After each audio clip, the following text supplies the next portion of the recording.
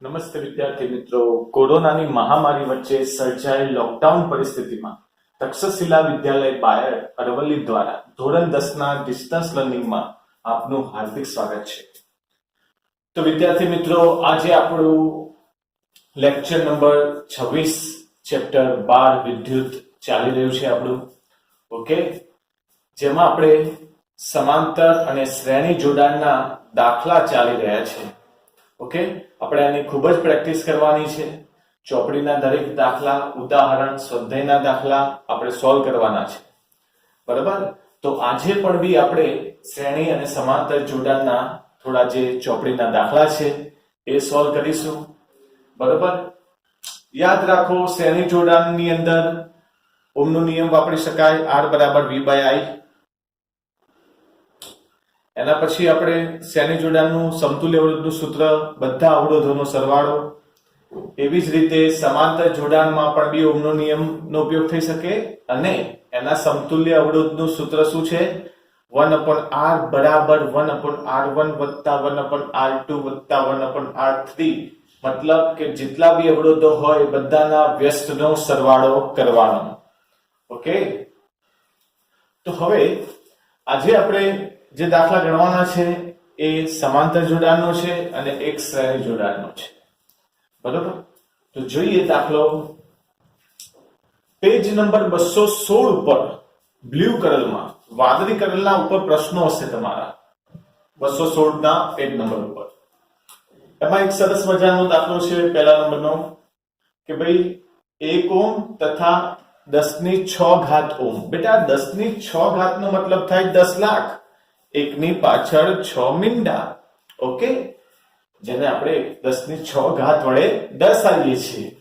Okay, અને એમાં જ બીજો દાખલો ગણવાનો કીધો છે, 1 ઓહમ, 3 ઓહમ અને 10⁶ ઓહમ.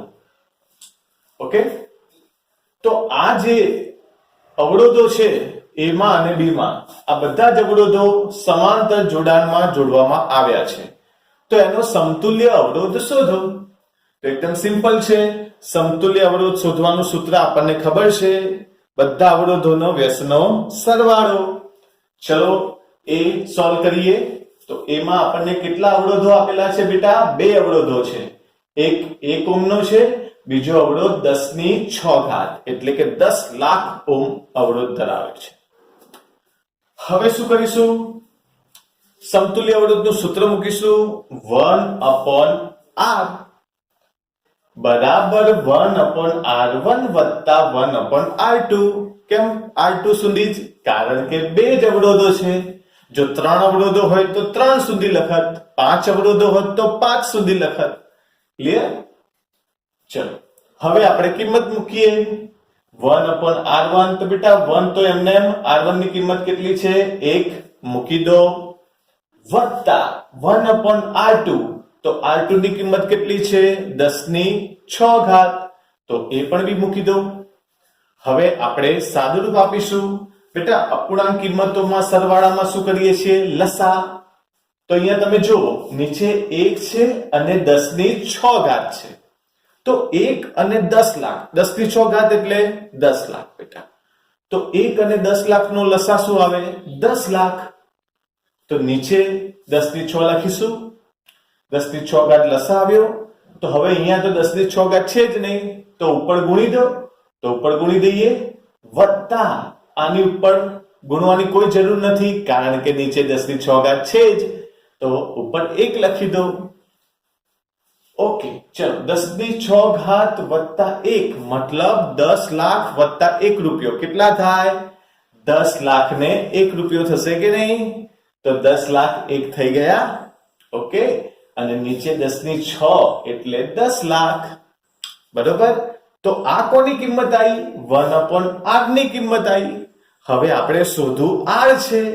તો આપણે શું કરીશું? R ઉપર લઈ જઈશું. તો બેટા R ઉપર જાય તો આ કિંમતે ઉલટાઈ જાય કે નહીં? ઓકે, તો એ કિંમત ઉલટાઈ દેવાની. 10 લાખ ઉપર અને 10 લાખ ને 1 રૂપિયો નીચે. તો નીચે જતા રહ્યા બેટા. તો 10 લાખ અવરોધ ઉપર જતો રહ્યો અને 10 લાખ ને 1 અવરોધ નીચે આવતો રહ્યો. હવે તમે જુઓ બેટા, 10 લાખ ભાગ્યા 10 લાખ ને 1 લગભગ સરખા જેવી કિંમત છે, લગભગ સરખા જેવી કિંમત છે. હા, આનો જવાબ 1 કરતા નાનો હોય છે, પણ લગભગ એકની નજીક જ આવશે, કારણ કે બહુ મોટો ડિફરન્સ નથી. બરાબર, બહુ મોટો ડિફરન્સ ના કહેવાય. જેવી રીતે કે આપણે દરિયામાંથી 1 લોટો પાણી કાઢી લઈએ તો અને 1 લોટો નાખીએ તો દરિયાના પાણીના લેવલની અંદર કોઈ ફેર પડવાનો નથી, કારણ કે દરિયાના પાણીની સાપેક્ષે 1 લોટો પાણી કશું જ મૂલ્ય ધરાવતું નથી. ઓકે, બ્રહ્માંડની અંદર પૃથ્વીનું કોઈ જ અસ્તિત્વ ન કહેવાય. એની જે સાઈઝ છે બ્રહ્માંડની સાઈઝ પ્રમાણે એ સાઈઝ કશું જ ન કહી શકાય. ઓકે, તો એવી રીતનો આ એક આપણને કોયડો મળ્યો છે ગણિતનો કે 10 લાખ અને 10,01,000 બંને લગભગ સરખા જેવી કિંમત કહી શકાય છે. બરાબર. હા, પરફેક્ટ તમે જોવા જશો તો જવાબ 1 કરતા સહેજ નાનો આવશે, પણ આપણે એપ્રોક્સિમેટલી વેલ્યુ જોવા જઈએ, આશરે વેલ્યુ જોવા જઈએ તો આપણને આનો જવાબ કેટલો મળશે? 1 મળશે. ઉપર નીચે સરખી કિંમત હોય તો ઉડી જાય. માટે મેં જો તમે અહીંયા લખ્યું છે એપ્રોક્સિમેટલી 1, તો આ નિશાની એપ્રોક્સિમેટલી ની છે, આશરે 1 ની નજીક. તો આર આપણને કેટલો મળ્યો? 1 મળ્યો છે. ક્લિયર? 1 આપણને અવરોધ મળી ગયો છે. હવે આપણે બી સોલ્વ કરીએ એ જ રીતે. ચલો, બી નંબરના દાખલામાં કેટલા અવરોધો છે? ટોટલ 3 છે.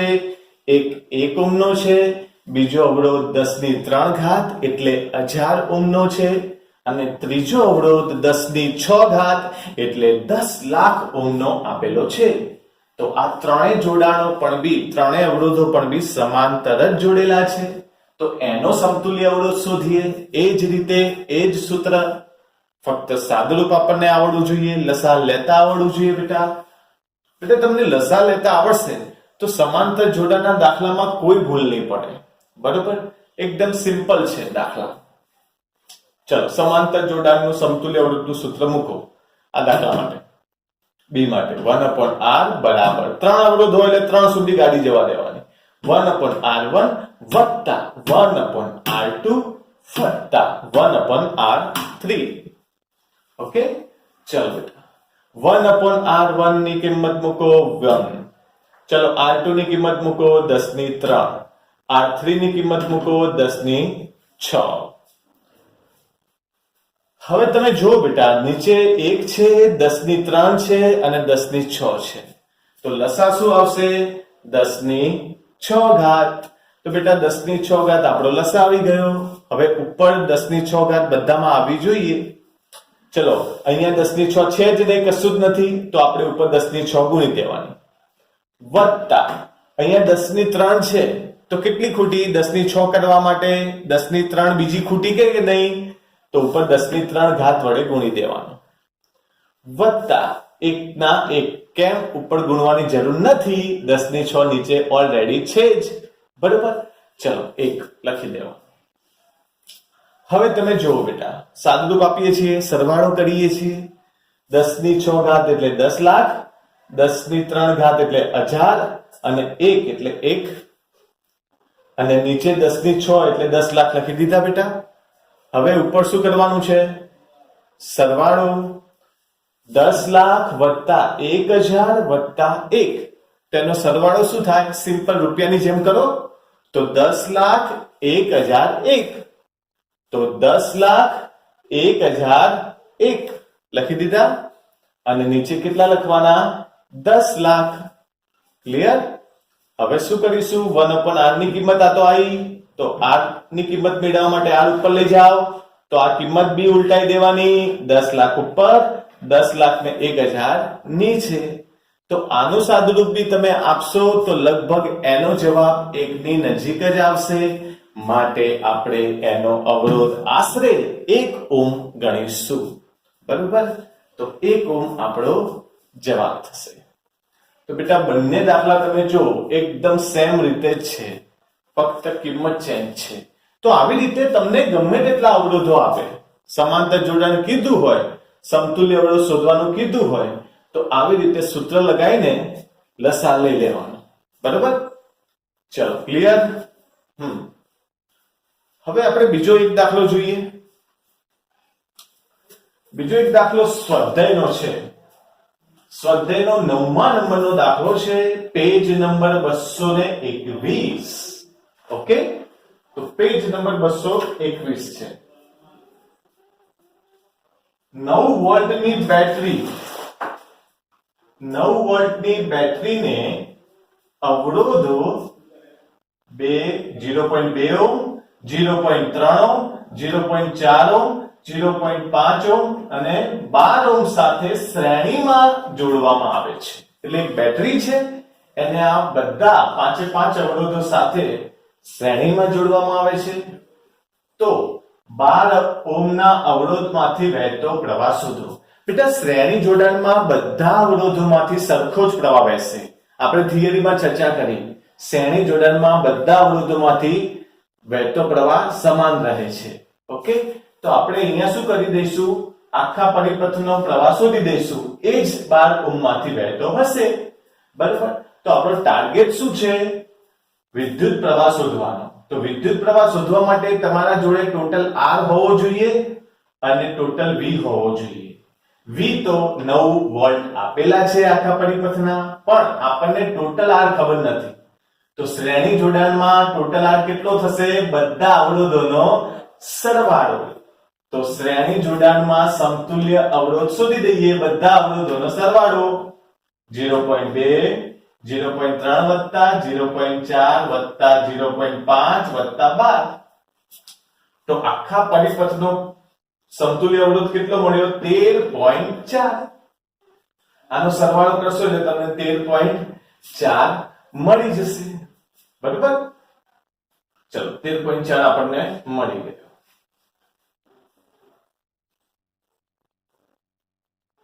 ઓકે, હા, 13.4 જે આપણને અવરોધ મળી ગયો એ ટોટલ અવરોધ આવી ગયો, ટોટલ V છે.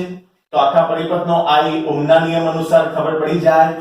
તો I બરાબર V બાય R. તો બેટા V કેટલો છે, 9. R કેટલો લાયા આખા પરિપથનો ટોટલ 13.4. તો 9 ભાગ્યા 13.4 કરવા છે. તો આ પોઈન્ટ કાપવું તો એની 0 ઉપર જાય તો ઉપર 90 થાય કે નહીં, તો ઉપર 90, નીચે 134. હવે શું કરીશું, ભાગ ચાલતા નથી તો અડધા અડધા કરતા જઈએ. 90 ના અડધા 45, 134 ના અડધા 67. તો 45 ભાગ્યા 67 કરશો તમે એટલે તમારો જવાબ આવશે 0.67. અને શોધ્યું શું, પ્રવાહ. માટે એકમ શું લખીશું, એમ્પિયર. તો આખા પરિપથનો પ્રવાહ કેટલો મળ્યો, 0.67 એમ્પિયર. તો શ્રેણી જોડાણમાં કોઈ બી અવરોધો હોય, 0.2 વાળા અવરોધમાંથી પણ બી આટલો જ પ્રવાહ વહે, 0.3 માંથી પણ બી 0.67 પ્રવાહ જ વહે. બધા અવરોધોમાં પ્રવાહ સરખો જ વહેશે કારણ કે શ્રેણી જોડાણ છે. તો આપણને સ્પેશિયલ પૂછ્યું છે કે 12 ઓહ્મના અવરોધમાંથી કેટલો પ્રવાહ વહે. તો જે પરિપથમાંથી વહેતો હોય એ 12 ઓહ્મમાંથી એ જ વહેતો હોય. તો લખી દેવાનું નીચે કે અહીં શ્રેણી જોડાણમાં દરેક અવરોધને I સમાન મળે છે, તેથી 12 ઓહ્મમાંથી વહેતો પ્રવાહ 0.67 એમ્પિયર જ છે. ઓકે, તો આવા દાખલા આપણને પરીક્ષામાં પૂછાઈ શકે. ચોપડીની અંદરના જ છે બધા. બરોબર, ઘણા દાખલા છે, હજુ આપણે બીજા ઘણા દાખલા સોલ્વ કરીશું સ્વાધ્યાયના હેતુલક આગળ ઉદાહરણના.